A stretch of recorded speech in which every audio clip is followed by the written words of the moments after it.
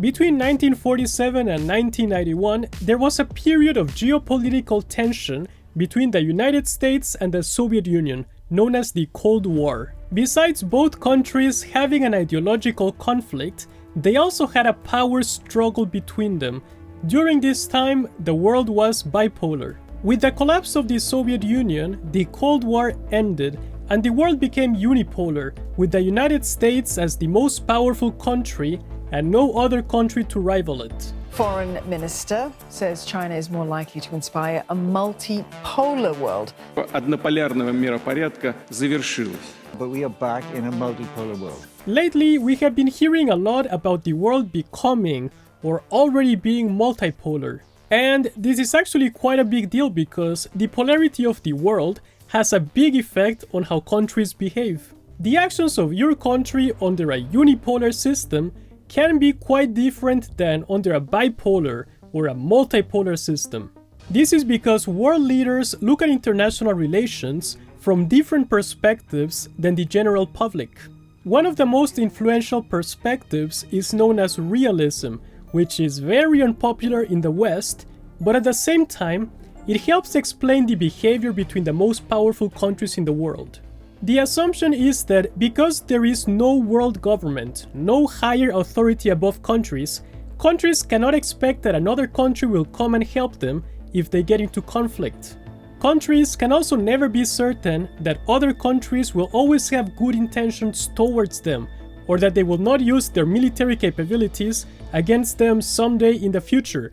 And this is because intentions are unreliable. They can change from one day to the other. So survival is the main priority of countries, and if they want to survive in this type of international system, they need to have more power than other countries. However, when you have countries trying to increase their own power in relation to other countries, this might lead them into a security dilemma. The security dilemma. The security dilemma. Security dilemma is very relevant today. This is a situation where the actions taken by one country for defensive purposes are seen as offensive by another country, and also the other way around. For example, if you're in the US, you will see China's actions as offensive, and it will be very hard to convince you otherwise, and you will see the US reactions as defensive. However, if you're in China, you will see the US's actions as offensive, and you will see China's reactions as defensive. And what happens here is that both countries end up getting trapped in arms races. So let's take, for example, three countries: Country A, Country B, and Country C. Country A has more power than countries B and C. So in order for countries B and C to be able to survive and be able to defend themselves in this type of international system, they will balance against Country A by either increasing their own power, or by forming alliances with other countries, or by trying to decrease the power of Country A. So let's say, for example, that they increase their power. Now all of them have a power level of 1. Now Country A will feel threatened because countries B and C can ally with each other and have more power than Country A. So Country A has to increase its power in order to defend itself and ensure survival. But now the other countries will see that as a threat and increase their power to defend themselves. Then Country A will see that as a threat and will increase its power again. So the whole process repeats over and over again, which ends up in a decrease of security for everyone instead of an increase in security. And it might also end up escalating all the way into conflict. So the question is, how do you manage this? Do you create a balance of power, or do you keep on increasing your power to become the strongest country so that no other country will want to attack you? And this brings us over to polarity, which refers to how power is distributed between countries. So you can look at it at a global level with all countries in the world, or you can look at it in specific regions. Unipolarity is when you have one major powerful country, and if that country is able to dominate the international system, it will be considered a hegemon.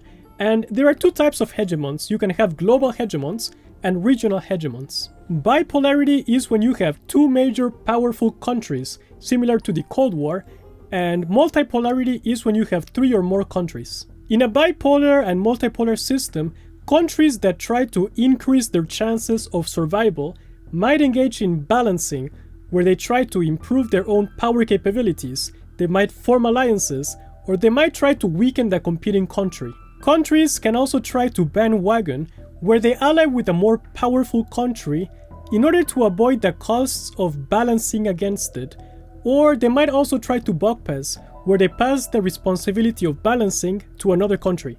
So in a bipolar and multipolar system, you're likely to see this type of country actions even more.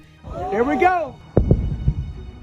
And you can also expect to see power competition between the major great powers, and you can also expect to see the security dilemma that I mentioned before. The security dilemma. Security dilemma. The security dilemma. In a unipolar system, it's a little different. The hegemon country has no other country to balance against. However, that country has more freedom to influence the international system or to intervene in other countries because there's no other country that will dare to go against it. However, it is very unlikely for a country to become a global hegemon, and it is much more likely to become a regional hegemon. So what I'm trying to say is that countries' actions in a unipolar system will be different than under a bipolar or a multipolar system. So you saw countries' actions during the Cold War, and you also saw them during the US unipolar moment. And now you can see a return of the intense competition moving into a multipolar world, with the US and China as the main powers, and Russia as a distant third. There is debate over whether we are in a multipolar world or not, but I think what you have to see is the behavior of countries.